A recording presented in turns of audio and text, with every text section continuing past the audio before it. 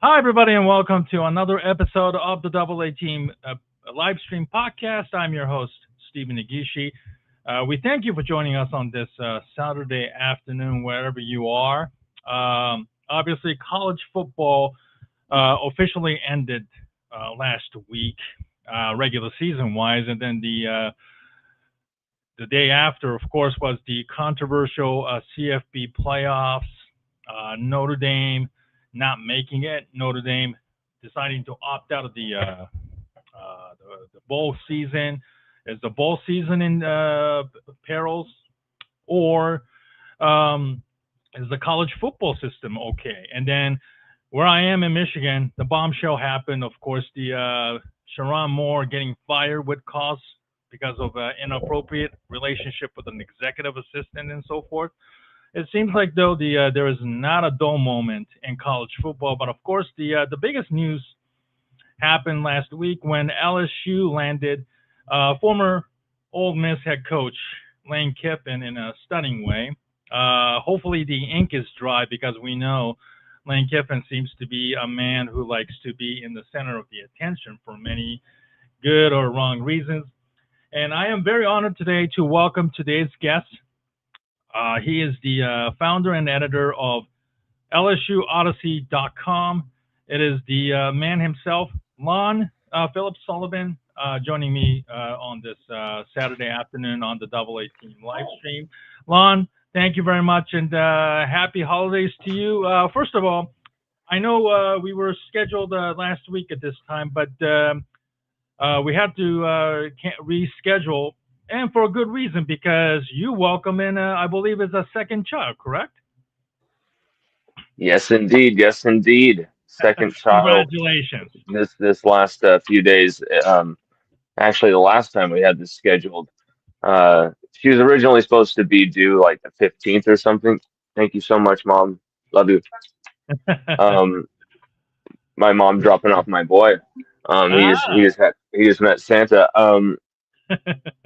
Met a second. Yeah, met our second daughter, and it was incredible a few days ago. And it was actually originally scheduled for um, our original show for this. So on December 8th, we have you know we had that scheduled, and so instead we had a baby that day. But what a here we are blessing. now, Stephen. And yeah, it was great. And everything you know how hospitals are, but Yeah, we're getting there, and thank God everybody's here and everybody's healthy so far. yeah, great, great. Have you been able to get some sleep? What sleep, Stephen? What's sleep? Like what sleep, brother? Right, right. Yeah, actually last night we did for the first time in about 3 or 4 days, Yeah. and because of that, we like slept in through like a bunch of phone calls and all this stuff, like till like we slept in till like 8:50. Like it was you know it was nothing. But yeah, we got some sleep last night. It was quite refreshing and relaxing. So I'm excited, man. I'm excited for this. Thank you for having me on. No, no, no. This is a very timely topic, given where current state of football is. As I did in the opening talk, Sharon Moore, got himself fired for cause and all of that. So there are so many great things to talk about. Whether it's good or bad, of course. But let's start with your obviously your specialty, LSU Tiger stock. But before we get into the meat of things, first of all, how did you start at the LSUodyssey.com, and what is your kind of a background, before and after kind of like starting this website? Steven, yeah, it's been crazy for where you are in Michigan with Sharon Moore. We can totally get into that at some point. I'd love to talk about that. We Absolutely, absolutely, talked yeah. about that on our last show because it is one of the most insane stories in college football history, and that's what we do. But I started this in 2018 at a time when I was just out of high school. I started managing a liquor store as soon as I got 21. I was like, worked my way up from a cashier to the manager at the liquor store, and I just noticed, stocking shelves and doing all this stuff. I'm like, I'm missing a lot of these games, Yeah, and not yeah, only yeah. that, I'm missing LSU games, but then I personally remember this from the LSU BYU game. I think it was in 2017. And I'm like, not only am I missing this game where we're kicking the shit out of BYU, which is a team here in my home state of Utah. So it was kind of personal for me, like let's destroy BYU. And so I'm like having to get updates on my phone, watch it here and there, go home and watch it after work, and I'm like, man, I'm missing this stuff. And not only that, Chelsea, my lady reminds me, and she's like, you haven't really been writing as much as you usually do. And I'm like, oh my God, you're right. And so I switched jobs. Hmm. I found a job that gave me a lot more free time, a lot more time to think during the day, and Yeah. so I was able to provide for the family while writing. And usually I'd be writing and then listening to sports radio, or watching some kind of sports thing. The World Cup happened that summer in 2018, Yeah, yeah. and I was writing a ton of that stuff on this private blog of mine. And I started kind of moving from in there to like, well, I like LSU. I love LSU. Yeah. So maybe I would love writing about LSU. So I start writing LSU stuff that summer, 2018. It builds from a blog spot site into something where now Barstool host T. Bob Abear was the first guy who of notable Mm.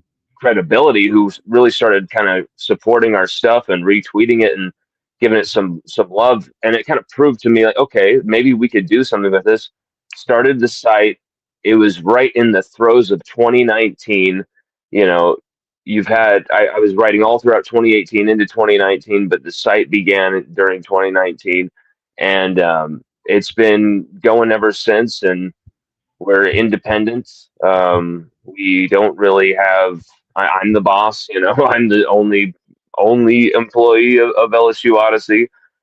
We definitely would love to expand to cover all LSU sports at one Hmm. point. Yeah. I definitely love to have like an LSU baseball Odyssey type of thing, LSU women's basketball Odyssey type of thing. But Oh, yeah, um, yeah, for now, as one guy, I'm just going to be covering the football, but would love to expand. But yeah. it's been a really fun ride, and it's absolutely awesome to see it build and see what it's become. Awesome. So you're fairly young, based on your conversation, because you said you graduated about high school in about what, a decade ago or so, if I'm not mistaken. Oh my God, man! Yeah, it was it. I am in my 30s, but very Oh, early in my 30s. Very early in my 30s. It's just started to wake me up that like, oh my God, you're now actually 30. So I mean, a little over a decade ago. But ah, now got but now after doing this for I think this is the eighth year that we've done.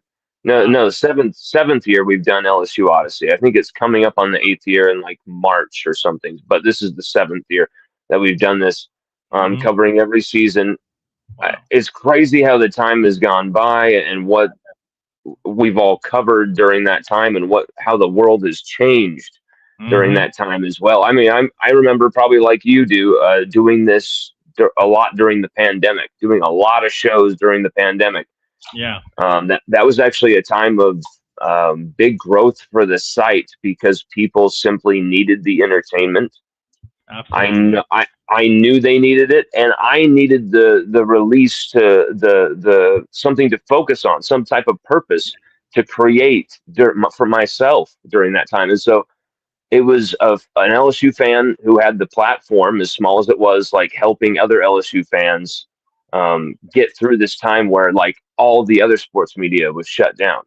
And Hmm. so I think we gained probably the establishment of our audience, some of our regulars, our diehard people, through that time, really more than any time, and it's kind of continued since then. Oh yeah, absolutely. Me and Ken Fang from Awful Announcing, we kind of started our show uh, about a year into pandemic, and it's kind of hard to believe it's almost 6 years since it all started. And that's when at the time, if you've seen our show, or if us, Lon, we're both two Asian Americans, and at that time, the pandemic, of course, China started, and then the China virus or Kung Fu virus, the term really started to stick around, and then our community kind of, took a lot of blunt, death threats, assault, and even, a few Asian Americans being killed because of it, and so forth. So we kind of, That's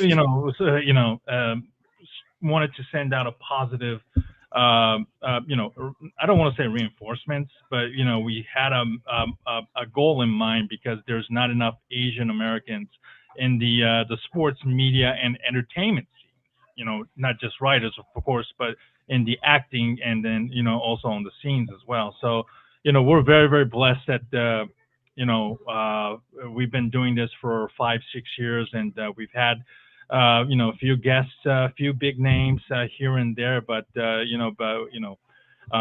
and we've been also been fortunate to have people like you, with the same ambition and goals, from starting small to making it big, and be able to talk sports for a living. You are able to do it, of course, but I have a full-time job, and Ken has a full-time job, and then we do this as a side job, as a way of releasing um, tensions, or just have fun, talking, yes. talk life, and some shit like that, as a way of just engage in some fun. And then I'm very, very appreciative of people like you, to be able to participate on our show. So very, very, and foster relationships along Well, the way as well. So I well, hey, couldn't be well, hey, thankful for having people like you to come onto our show. well, Stephen, it's an honor because actually, I really you brought something up about being part of the Asian community, and I really wanted to let you know about. Have you ever heard of Joe Nagata from LSU? There was a player I named Joe I don't Nagata. know about. I've never heard of that name. To be honest, I'm very, very sorry for that. It's okay. Don't apologize for that because there's actually a ton of LSU fans who don't know who he is. And I wrote this article where I found out about this guy Joe Nagata, Uh huh.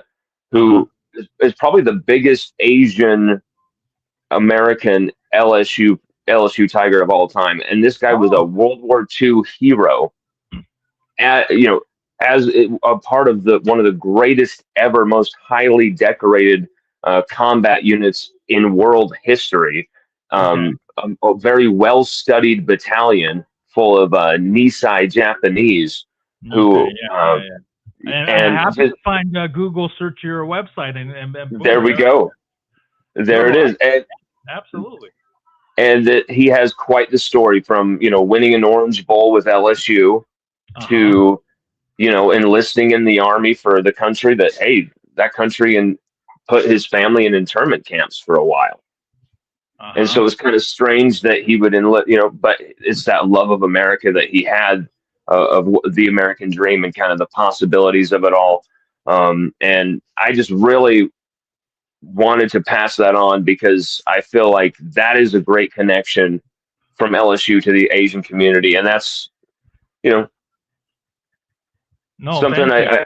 I think it was a great story. It's a great story of Joe Nagata. Oh, this is amazing. Thank you so much. I'm gonna make sure to take a good look at this over the weekend to to get a better understanding. My guest today is Lonn Phillips Sullivan, who is a founder and also the editor and writer with the website that you're looking, LSUodyssey.com. Thank you so much for joining us, and I'm also thankful that Lonn has linked his website to some of his viewers as well. All right, so let's get to the meat of things. what the heck really happened this year with the LSU Tigers? There was so much hype and so much, expectations coming in, and it just really, really collapsed. Uh, was it just the player evaluation was overrated? Was it just simply Brian Kelly's fault, or is it just basically, it's hard to pinpoint. Like looking at LSU, they just did not look like they were in sync from start to finish at all. So, give me your overall assessment on what the heck happened this year. Steven, it all begins and ends with everyone knows how important the offensive line is. Everyone knows that like Yeah, your offensive line, your running game, your quarterback, your offense, especially your offense capitalizing off of an amazing defense that's giving them a lot of turnovers, a lot of great field position, a lot of advantageous moments to really go for the kill and win games early. And if you go back and you actually watch the film, I know this is the 2025 LSU Tigers with the hideous LSU offense that was one of the worst we've seen ever for LSU. Um, I I really think you actually will be stunned how many times this defense gave this offense that we had, this diabolical offense. They gave them so many opportunities to win games this season. But here's the thing: when you have a quarterback, your starting quarterback is carrying two injuries, one in his patellar tendon hmm and another a torn abdominal right through the center of his chest, all ripped apart, and hmm he can barely throw the ball over 5 to 10 yards.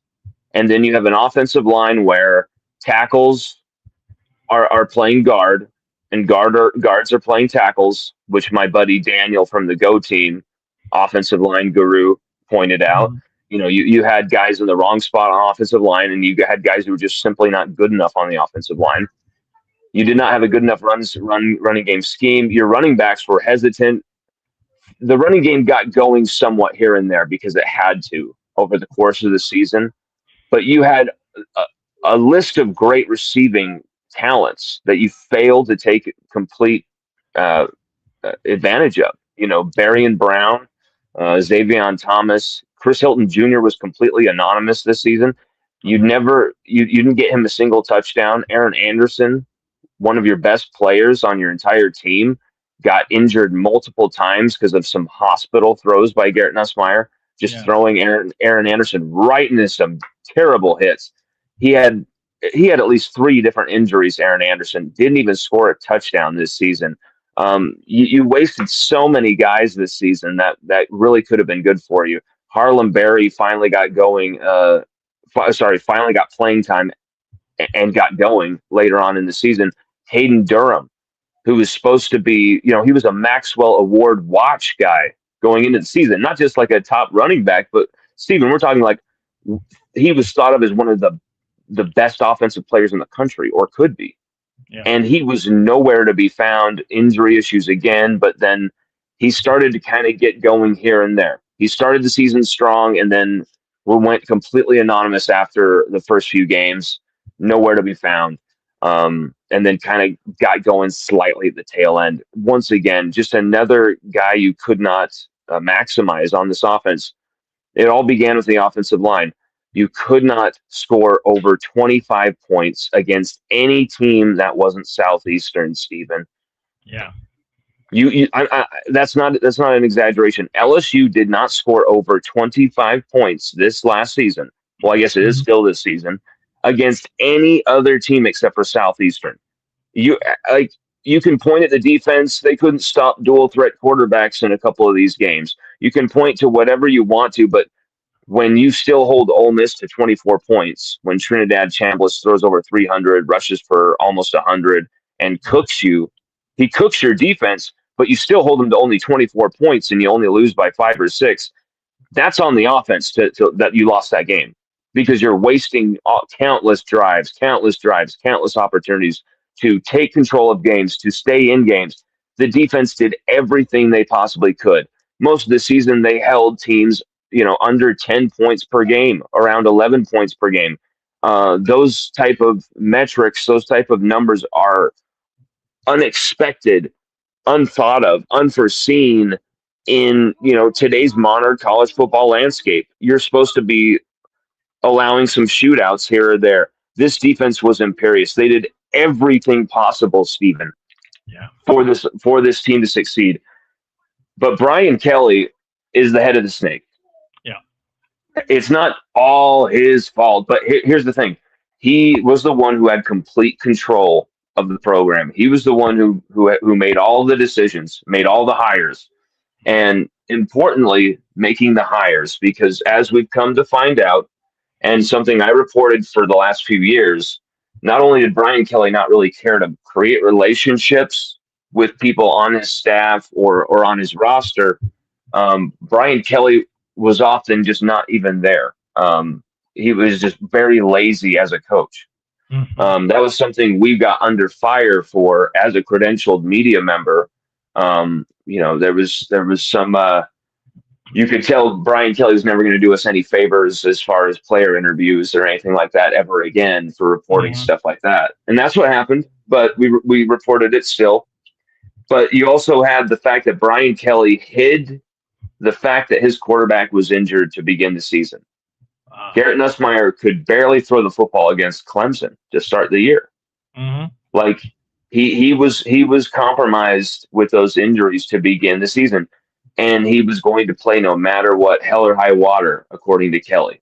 And that to me, if you had gone with Michael Van Buren, as bad as Van Buren looked at points, and as promising as he did, I think in totality, we have a great defense. We really can stop almost anybody here.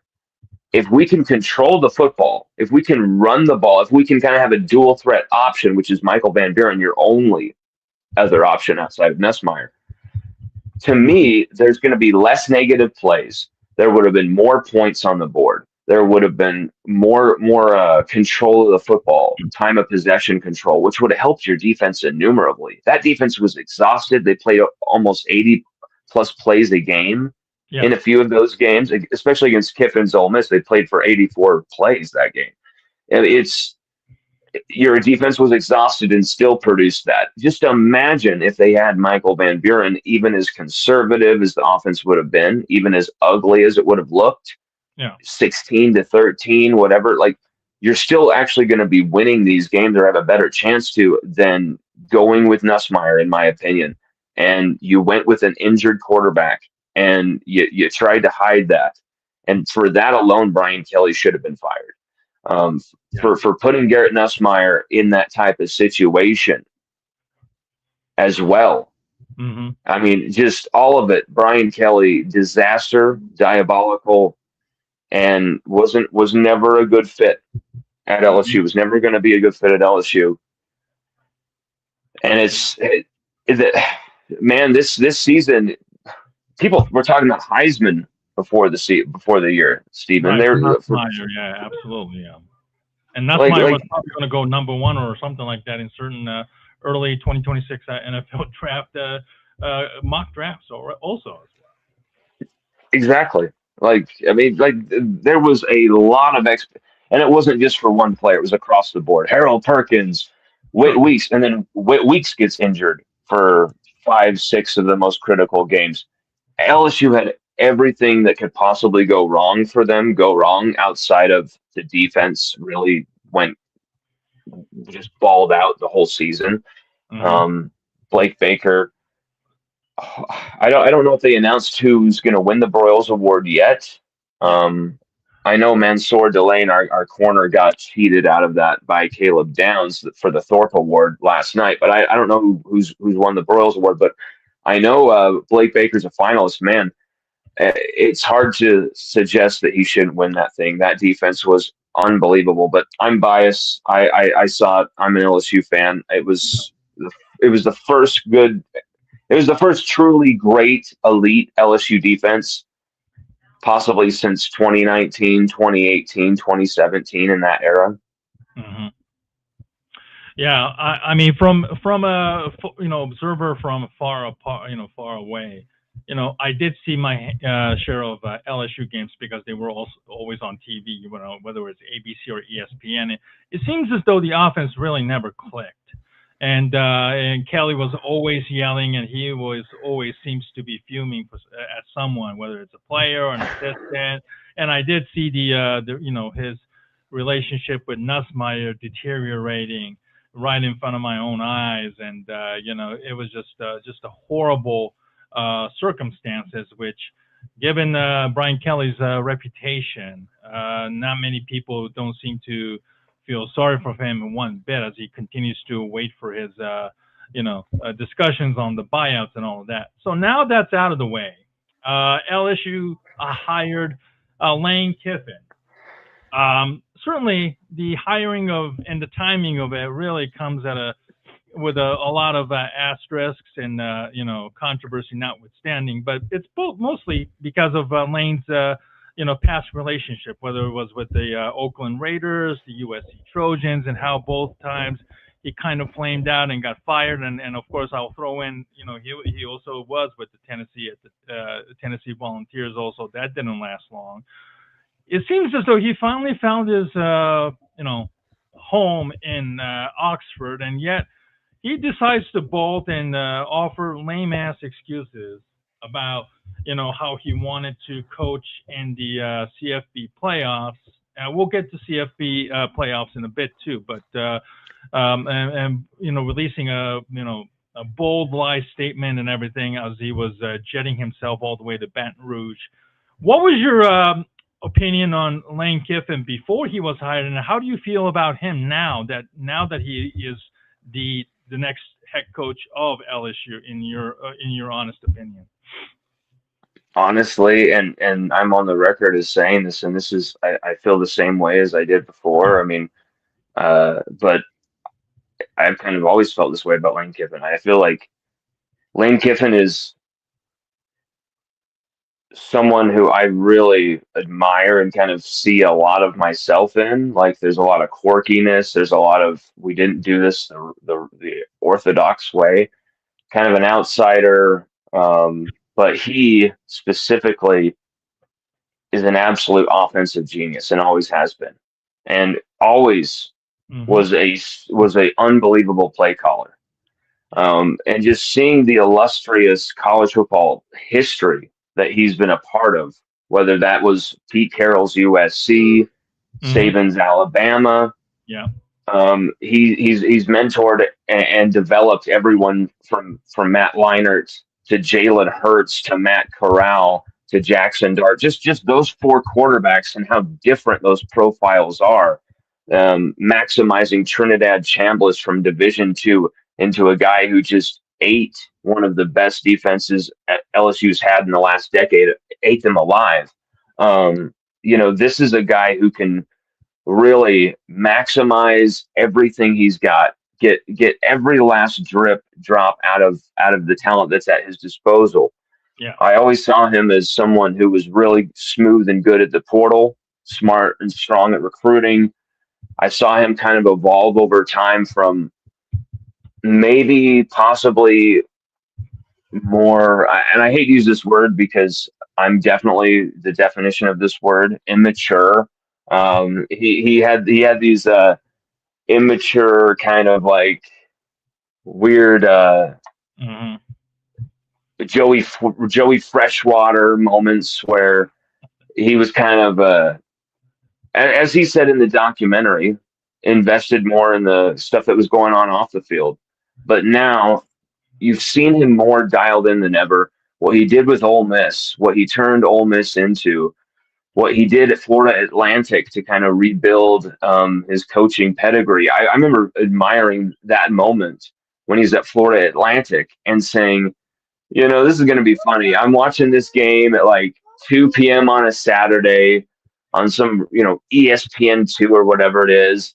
And they're Lane Kiffin, and they're just, it's some no-name announcer kind of saying, and I'm like, this guy's going to have his moment again where he's going to like have another cycle. I didn't expect the Kiffin phenomenon, Steven, where it was literally like, this dude is the the apple of the eye of LSU, Florida, and then of course Ole Miss wanting him to stay home at all costs because he just delivered their greatest season ever. Yeah. It's it was crazy. The numbers that were thrown around, the possibilities of where he could go, the way this all happened, the timeliness, all of it unforeseen, uncharted waters for college football history, man. Like we had a coach who is leading a team into championship contention, um, get fired before he can deliver or at least try and compete for that title. And then the rest of his staff, are you coming with me on the plane? Or are you staying to coach with the team still? Yeah. Like, man, it was sticky. And here's the thing: I don't blame Lane Kiffin whatsoever. I understand that Lane Kiffin didn't give straight talk when was evidently going to LSU. Right. He was obviously going to LSU for about a week and a half before the deal went down. Mm-hmm. That is what I was told. About a week before this whole thing happened, it was Kiffin's going to LSU. Like, Okay. and I was reporting that to my audience. I was saying on every show, like, hey, this is Lane Kiffin.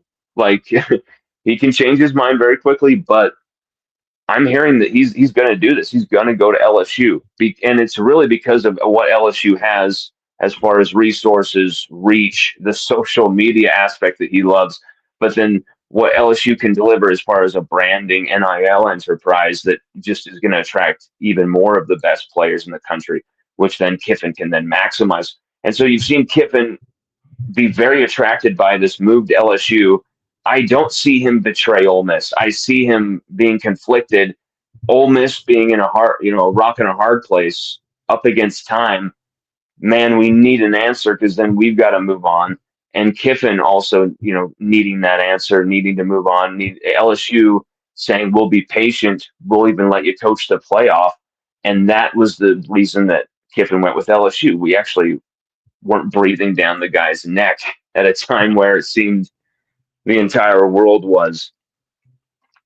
But for me, just to tie up that question, the answer to that question, for me, Kiffin, there was times at Ole Miss, there was times at other stops where you'd think, this is the offensive genius, the offensive wonderkind who just can't win the big games here. Like there were some times where the teams he coached would lose in these big moments, and sometimes it would be because of a coaching error or coaching some type of oversight error.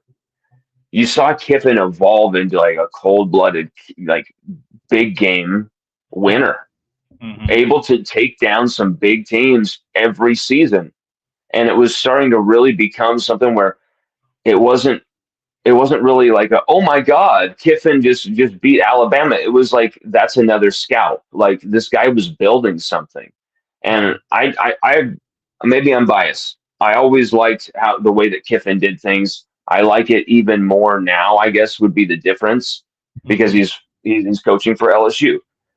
But the reason I like it even more now is because I feel like this is Kiffin at his apex, what you're seeing right now. Yes, he hasn't coached it down, but you just have a feeling this is a guy who's about to go absolutely dominate the transfer portal. Yeah. Do you feel like that was like the biggest reason why he left, because of the LSU's allure? His mentor Nick Saban coached and won the the national title there. I don't know the relationship, to be honest, between him and Saban. I know Saban ran him off when he was at Alabama because he was too busy flirting with other jobs and whatnot. I believe that was Florida Atlantic at that time, and tell him to get lost because we have a championship to play and so forth.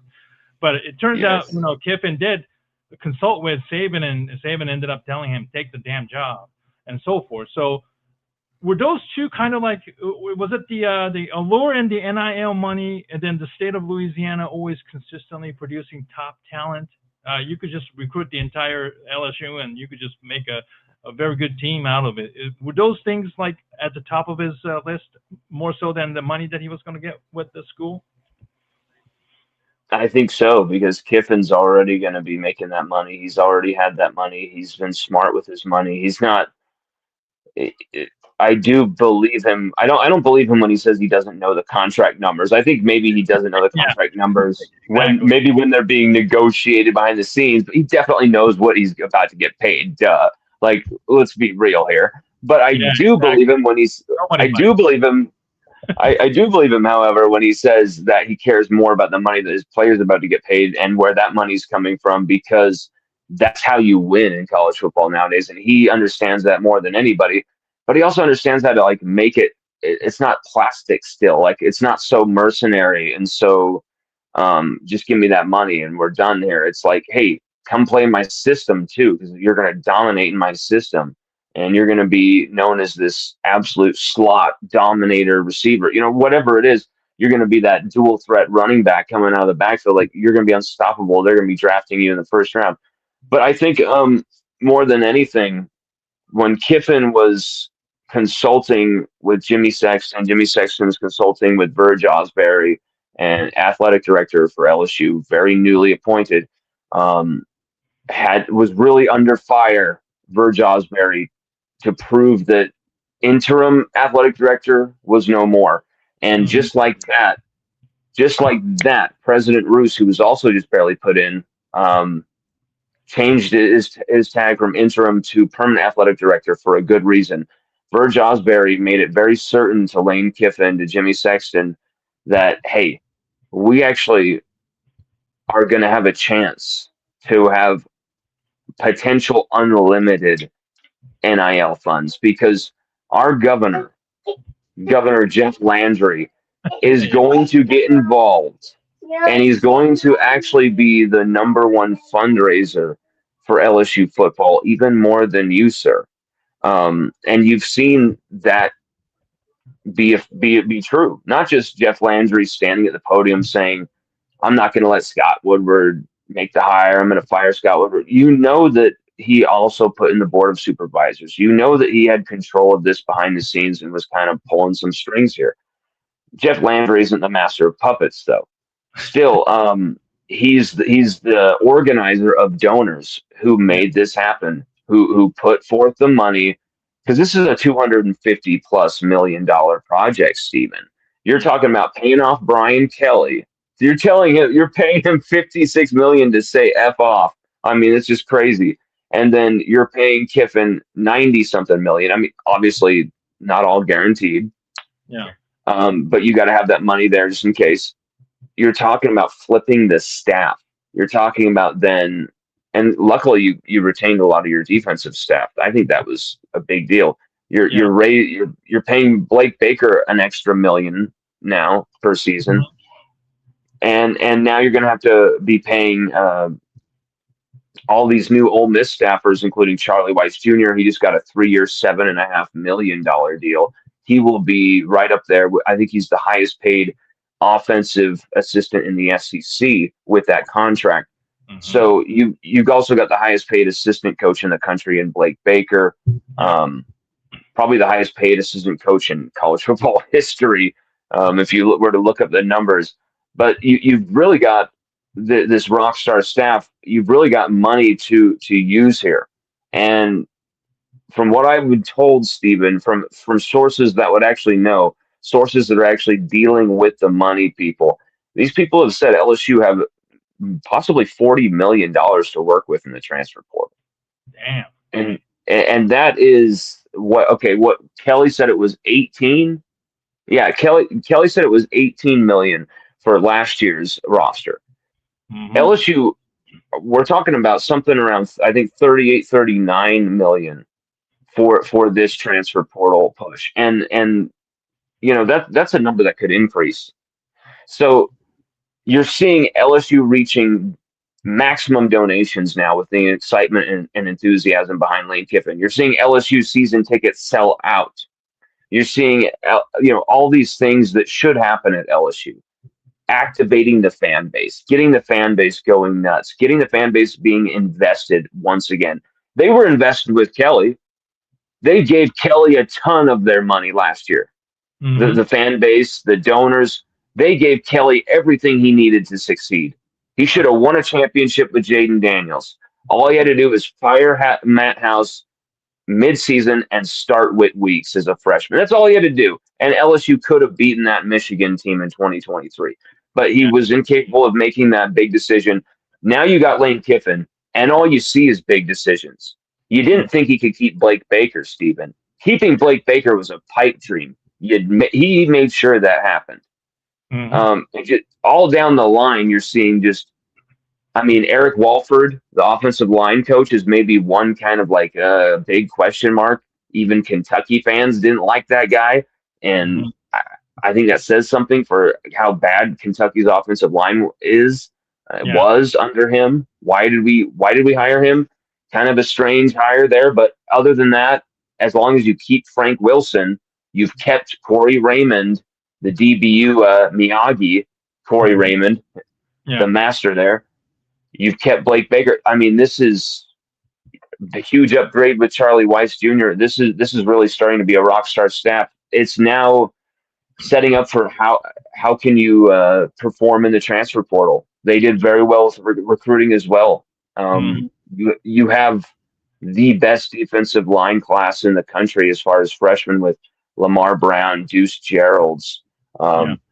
Big Rich Anderson, Mm-hmm. Trenton Henderson. I mean, it's ridiculous how good that defensive line class is. You're going to have guys that are going to play significant time year one from that defensive line class, including Lamar Brown, the number one player in the country.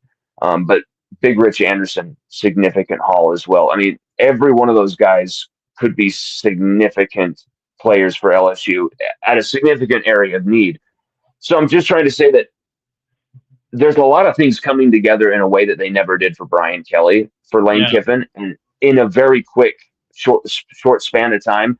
And the dude's putting in the work. Yeah. That'll be good.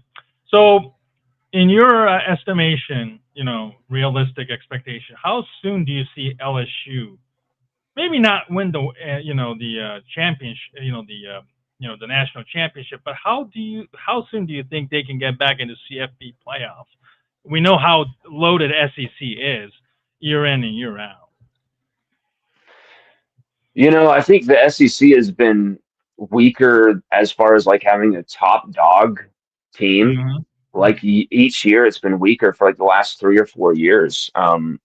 After Georgia won their back-to-back titles, Yeah. and then Saban retires after 2023, you haven't really had that team that's really given anyone a fear factor. I mean, LSU, as bad as we are, we almost beat Alabama 20-9 this season. They lost to Florida State. I mean, there's no real like top dog in the SEC.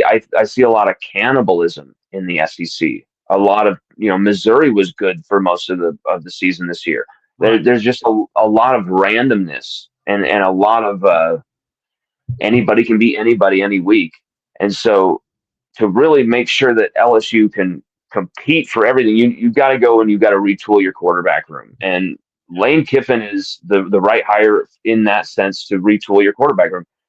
Every quarterback is going to want to play for Lane Kiffin in this offense, especially when you saw what Garrett Nussmeier and this offense had on the defensive side of the ball as far as the help. Like, you were given every opportunity to win games, like punch in touchdowns from 5 yards out that you couldn't punch in. I mean, just laughable wasted opportunities. You give those to some of these guys that are headed into the portal. Some that are unofficially haven't just jumped in the portal just yet, such as like Trinidad Chambliss. That these guys come to LSU. It's going to be explosive, and I don't think LSU are going to have any problems getting a quarterback in the portal. I think LSU are going to have their maybe not the pick of the litter type of thing, but I think LSU are going to be able to zero in on their guy, and I think Kiffin will be able to get his guy, whoever that is. I think once you get that, quarterback in place, the whole picture becomes more clearer as far as what you can do about winning now for Lane Kiffin. But absolutely, in this era, man, it can be, the team 7-5 the year before. Yeah. Everything's blowing up. You don't have a head coach. You don't have an offensive coordinator. You don't have a president. You don't have an athletic director. Everyone's been fired. Everything's been brimstone, and it's like a Hieronymus Bosch painting. And instead, it turns very quickly on a dime Yeah. with some people who are very invested, not only emotionally but financially, into LSU being great and being back to the place they should be. I mean, LSU are no scrubs. LSU have had some bad seasons, sure, Right. but outside of Alabama, there's no better, more successful program in college football. Yeah. And we also have 1958 national championship. You can add to that as well. Hmm. Um, but the point is that this is a program that I think once activated in the correct way Yeah. financially, which you're seeing, and you're doing it recruiting wise, which you saw on early signing day, and then you're doing it through the portal, which is about to come up in January 2nd. But you know that Lane Kiffin has been proven to really be dynamic, be unstoppable in the portal, and that was at Ole Miss. That was at Ole Miss. Just think of what he can do at LSU. So I'm really thinking that with the staff he's put together, with the money he's got behind him, all this stuff, you get the right quarterback. You really go and you mirror what you did in the transfer portal last year on defense, because let's be honest, LSU have lost a lot of big time talent going to the NFL draft on Yeah. this defense. I mean, losing Mansour Delane, that's a guy who cuts off half the field. Losing AJ Halsey, who I think was probably your best defender this season. He was incredible at safety. Hmm. You do get to Marcus Cooley back. It does look like you will get Whit Weeks back. Harold Perkins, it's such a toss up. I've heard he's preparing to head to the NFL draft, and this will be his Yeah. last season at LSU. Yeah. But he is willing to entertain any offers from Lane Kiffin. That is something I have heard from someone as reliable as they come when it comes to Harold Perkins information. And so there's a chance Perkins could come back for another season. He's got one more season eligibility, but he's already I think accepted the invite to the Shrine Bowl or something like Yeah. that. I think I saw that earlier. Yeah, this week. Yes. It's something like that. So it's like, oh wow, and he was on senior night. He was among the seniors, and it was like, you're not a senior technically. Why are you? Oh man, okay, whoa, So it was like, ooh, okay, but you get if you get Wit Weeks, sorry, Yeah. if you get Wit Weeks back, that name, say that 10 times fast. Yeah. Yeah. Um, is if you get Whit Weeks back, cornerstone of your defense, Yeah. you retool in the transfer portal, you retain guys like Dominic McKinley, Gabe Relaford, Davon Keys, a really good linebacker who I think he was second or third in tackles this season, in lieu of Whit Weeks being injured. He really stepped up.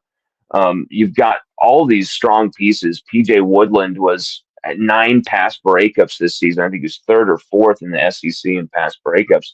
Was right up there, and he had a season where he kind of was thrown into the fire, because no one wanted to throw over to Mansour Delane's side. And then DJ Pickett, you just gave him a Nike endorsement. He's obviously returning. He freshman all SEC, 3 interceptions, should have had a fourth against Florida that could have been a pick six that was called back because of some dubious flag.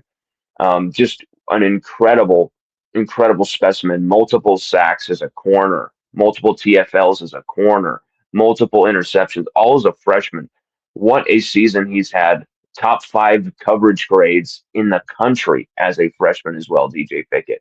And targeted quite frequently as well. So he's been tested. He's didn't allow a touchdown, didn't allow anything really against him. An incredible season. He could be that next real superstar at DBU. I think it not just could be. It's obvious that he is. And so you're losing a few pieces on defense, but you have some great establishment pieces to work with Now you've just got to go out in the portal and you got to get the best of the best to really fill this in here, fill in the gaps. Mhm. We'll put the bow on the LSU talk. I know we had a question earlier from Paul Tarber. Lon, was there an option to have rested Nuss the first 4 or 5 games, then bring him back fully healed from abdominal strain? What are your thoughts on his question? Paul, I love you, brother. Thank you for watching this and commenting on this, man. Thank you for watching him, man. And He's we're a sorry we couldn't regular. address this a lot earlier for Paul. My apologies as well. So go ahead. It's all good. It's all good. Paul is a regular viewer of ours. Paul is a badass. Paul, you're the man. I guess there could have theoretically been that option. Obviously, they didn't take it. You could have rested Nuss, tried to do what you could to get his health back, his arm strength back, his passing ability back, because his chest was so ripped open he simply couldn't throw the football. And then his knee was messing with his footwork, not in a way of that the knee pain was like hindering him, but it was making him second guess himself. When you watch the film, I've been watching Nuss since he was in high school at Marcus High. I've met Nuss and his family many different times. Loved Nuss and his family to death. Great people. Met his Gano, his grandma. That was her nickname, Gano. Amazing people. I hate that this happened to Nuss, but you're playing a quarterback with those two injuries. They're not going to heal. They're going to get worse with the more you play him on. It was just a recipe for disaster. So yes, Paul, if they rest him, there is a chance that maybe Nuss comes back. Maybe we get through that gauntlet. Maybe one loss. Maybe we get through that gauntlet undefeated, like we did. But you go to that Ole Miss game, Nuss is probably in a lot better condition than he would have been. So it would have been a worthy experiment, at least, because Nussmeier, at his best, without these injuries, it just, man, it just sucks. What could have been this last season, Paul? Thank you for the question, brother. I really think you should have started with Michael Van Buren, and if Nuss, got all of that back, all of his bearings back, you put him in the game and you ride the Nuss bus to hopefully to Miami. But the problem is you put him in, you started him early, and the injuries never had a chance to heal, and they only just got worse. And mentally, everything went down the drain, and everyone kind of felt that, and it was a lot of tension, a lot of blow ups on the sidelines and stuff like that. Very, very frustrating for Garrett Nussmeier. Mm-hmm. Let's move on to the college football playoff controversy and all of that. Notre Dame got, people talk about Notre Dame being left out, Alabama getting in despite losing 3 games. We know that ESPN has a lot of, money and time invested into, SEC, and their relationships has, been called into question. Where do you see, from your neutral eyes, was Notre Dame hosed, or do you feel like, that's just the world we live in, and that's how it is, unfortunately? I think Notre Dame was hosed, but I think it's justice because Notre Dame was allowed in to so many of those 14 playoffs that they had no place being in, and they would get boat raced and they'd be out of there by Clemson, or Alabama would just destroy. They were in so many of those 14 playoffs where it was like, why are they in this 14 playoff? What the hell? And you knew they would get in. There were so many times they got those advantages, and so to see them crying, whining, moaning, bitching about this when yes, they did make a title game recently, right? So yeah, didn't they make the title game? They lost the title game to Ohio State. Isn't that correct? Am I missing something saying that? But Marcus Freeman, all of them, can whine and cry about that, but like also refusing the bowl afterwards, it just reeks of weakness. It reeks of you guys always want the system to be fixed for you, and the one time it isn't, Notre Dame, it's like the entitled 3-year-old, and I'm independent, that they are. And Notre Dame absolutely have no. I so glad to not see them part of the 12. They're a boring ass program.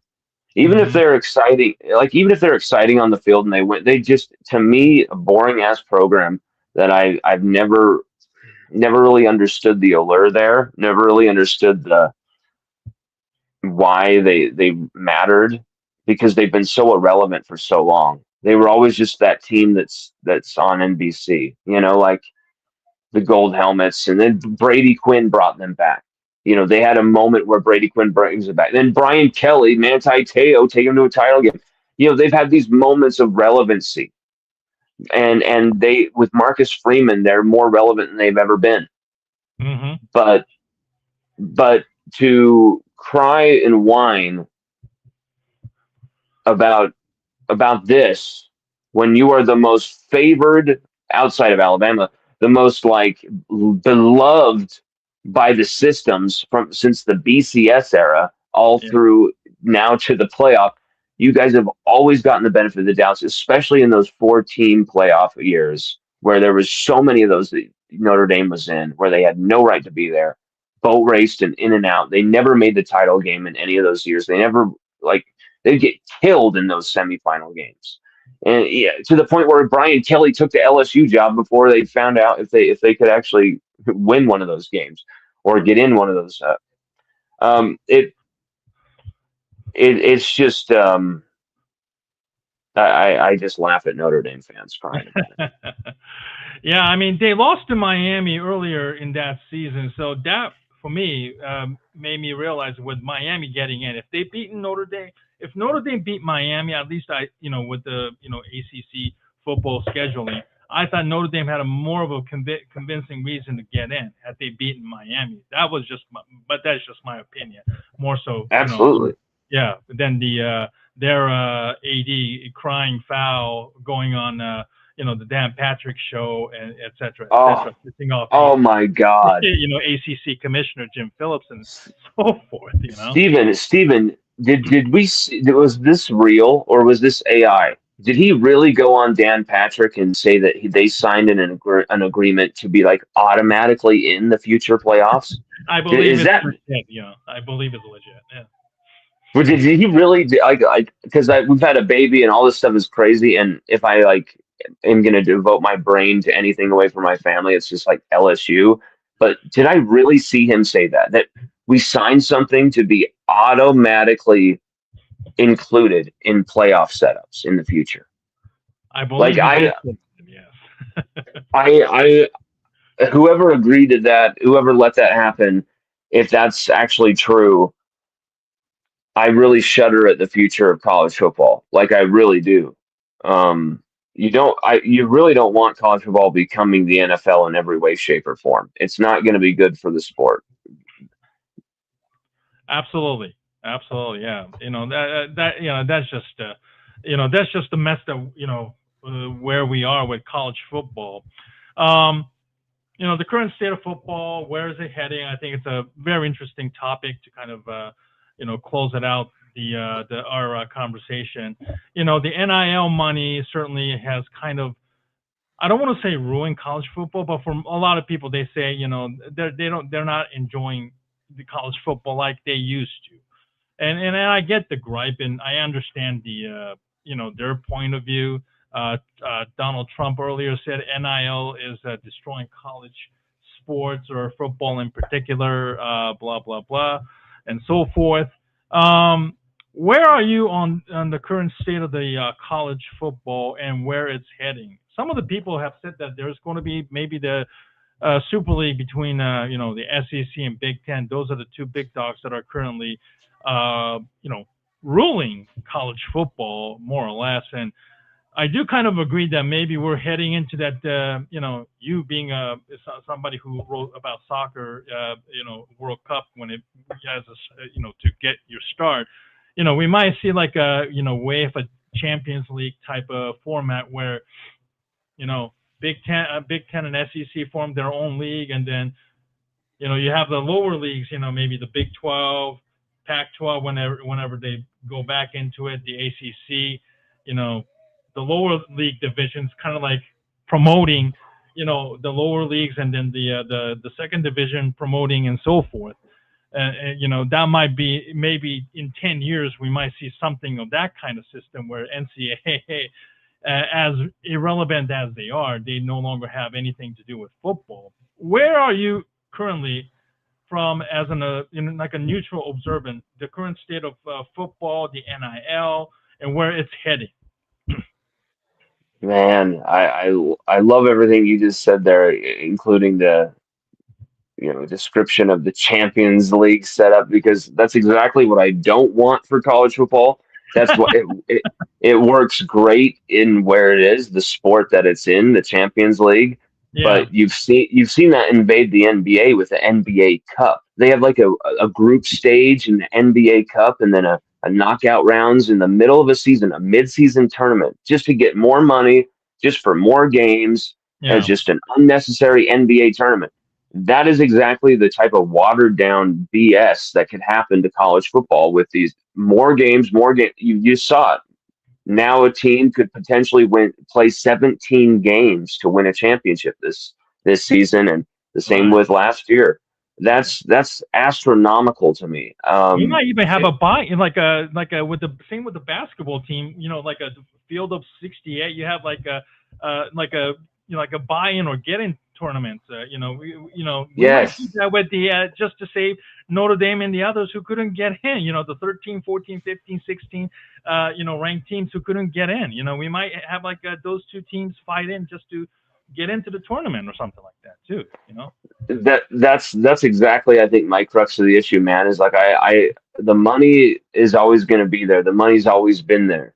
The Oh players yeah, have money's always not deserved the players have always deserved their piece. And Mhm. I love the revenue sharing aspect of it as well. But you're now finding ways that's being controlled. Deloitte has to approve every single NIL deal. It's not like every kid is out there getting fleeced. It takes a lot to get fleeced in today's day and age, but it still happens. But I'm saying the system, it has cleaned up from the NIL and the money perspective. The thing that is really worrying me is if you expand everything, more games, more field of 68, field of 32, field of whatever, and you keep going bigger and bigger and bigger and bigger, and then you have these mega conferences, they break off.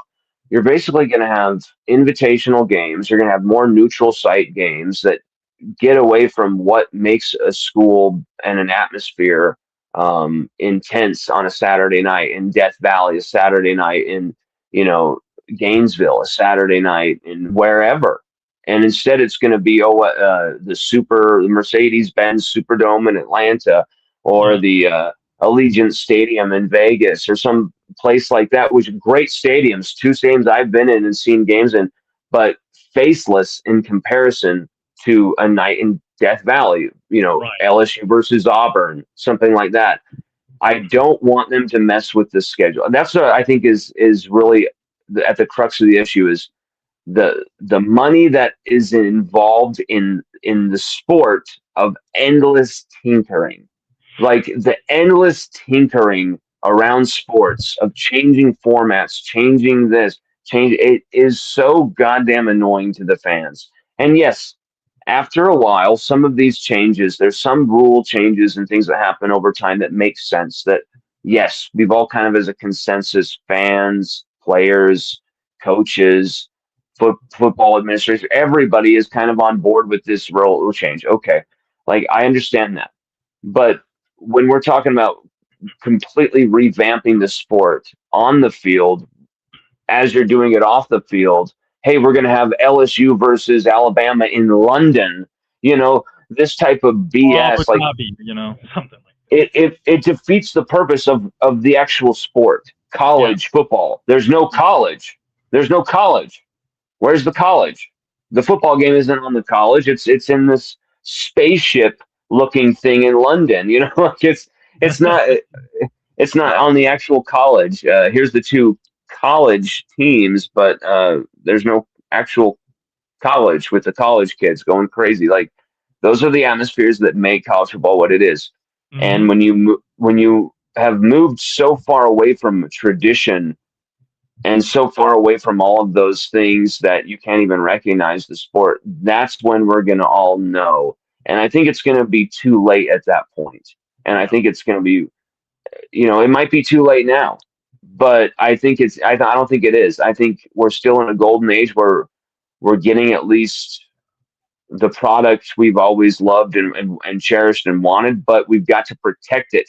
And we've got to make sure that the financial part of it doesn't consume everything, because Right. everyone, as the economy gets worse and worse in this country, that's another thing. Donald Trump. I'm not trying to say anything political, but for any politician to worry about the state of a sport rather than the state of their country that is like completely failing in a lot of different ways, like Yeah. as great as America is, as great as much as America is the number one country God's ever created, we are in a dangerous, perilous spot. Why are you worrying about a sport when you should be worrying about the country? It's like, come on, man. So Yeah. let the sport worry about the sport. And he's right though. There are some things that are going to potentially endanger the sport, but it isn't just NIL is going to ruin this. That's just a lazy statement. I Yeah. think it's I think it's how you manage the money. I think it's how you manage to not, maybe put some caps, maybe put some things in order to not let this thing become a few behemoths and then a bunch of small little piranhas swimming around that kind of get a little nibble here and there, but just get devoured by, great white sharks in the most part.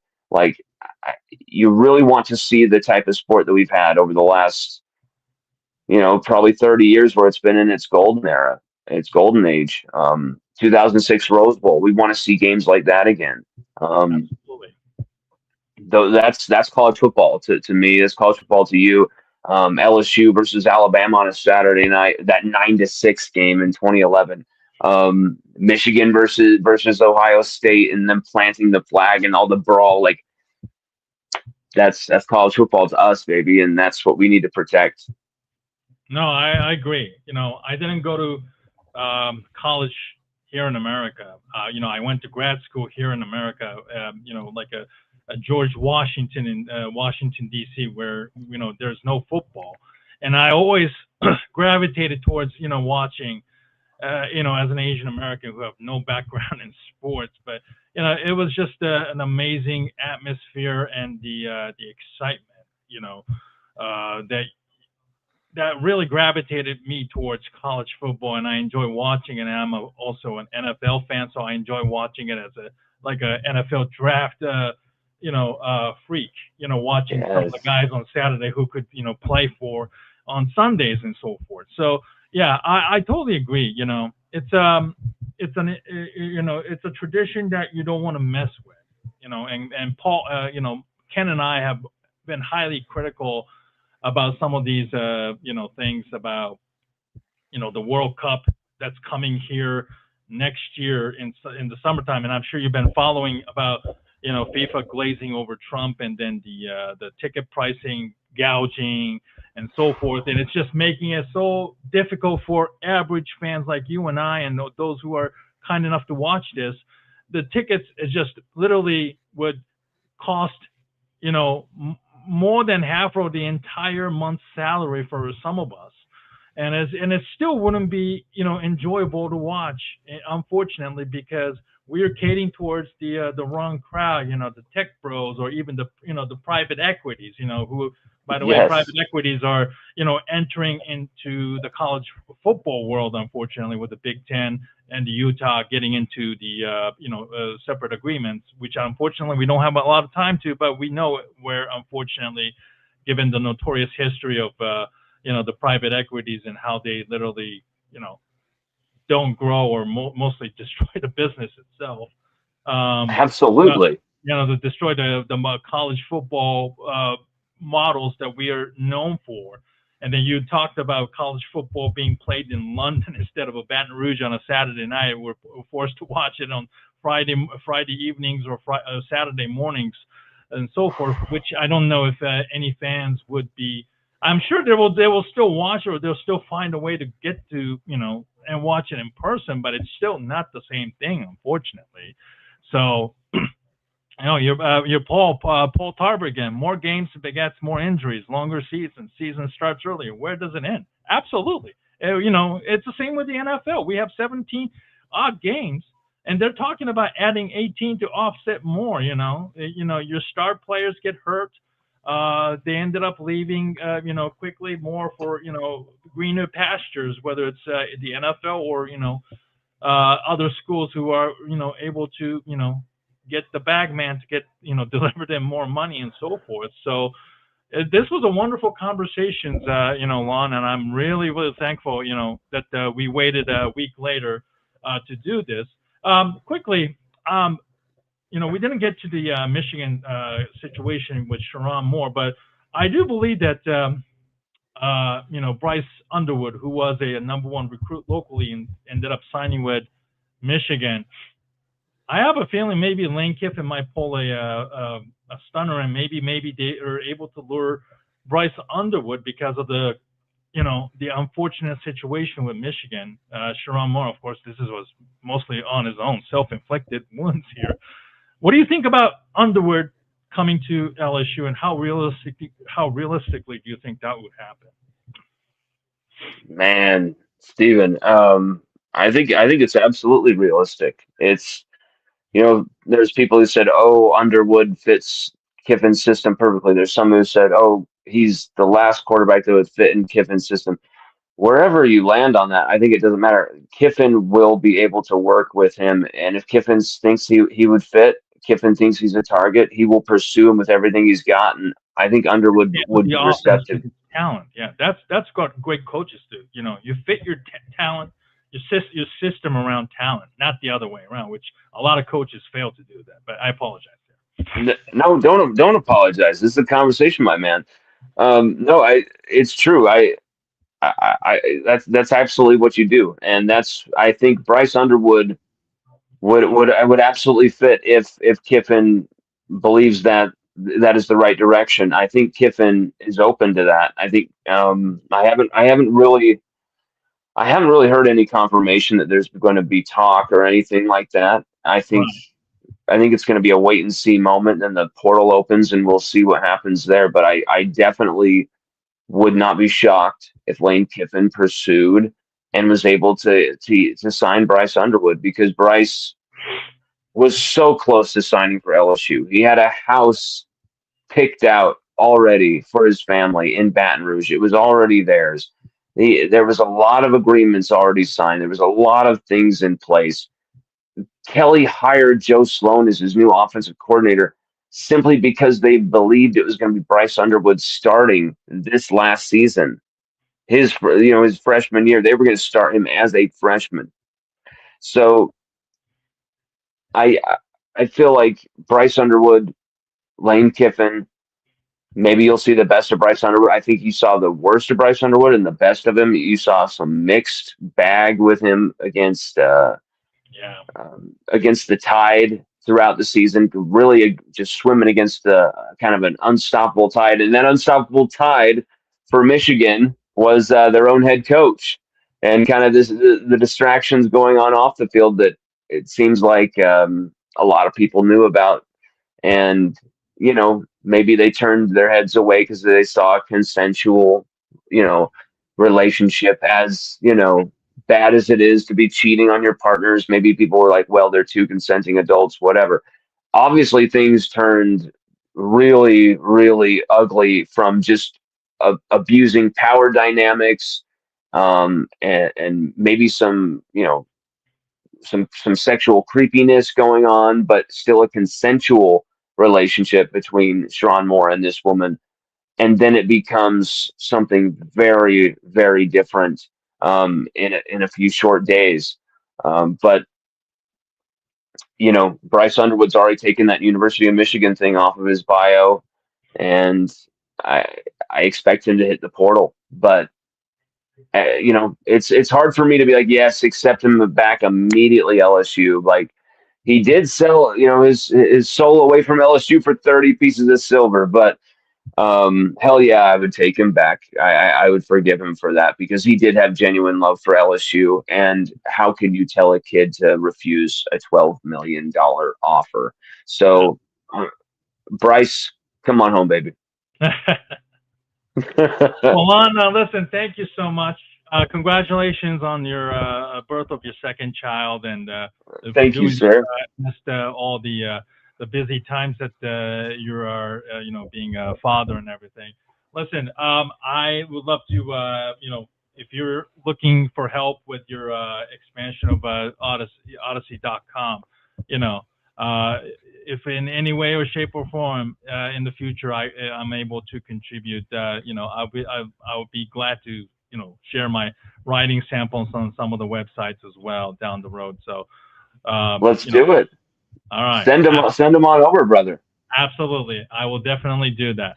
Listen, thank you for your time, and let's do this again in the near future. Hopefully next year when the college football season gets closer and where the LSU is and the state of college football and all of that. So enjoy your weekend and congratulations once again. Steven, whenever you want me, you got me, my brother. You have a wonderful rest of your weekend, my man. Thank you so much. Thank you very much, and thank you for checking in for this afternoon. Our website and your website. Thank you, and we look forward to doing this again on our live stream. Have a great time, everybody. Go Tigers.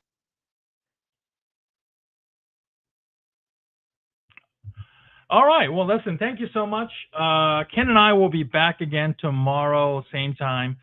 Ken Fang from Awful Announcing is joining me tomorrow. The Bears and the Browns are playing at 1 o'clock, so hopefully we'll be able to do a quicker live stream than the normal 7 p.m. Eastern live stream that we normally do with each other. So for those of you who came straight from Lonn's website as well as his ex, thank you very much for checking in, and hopefully you had a great conversation. You enjoyed our conversation with myself and Lonn, and we look forward to doing this again in the near future. And enjoy your weekend, and please take care. And happy holidays, everybody.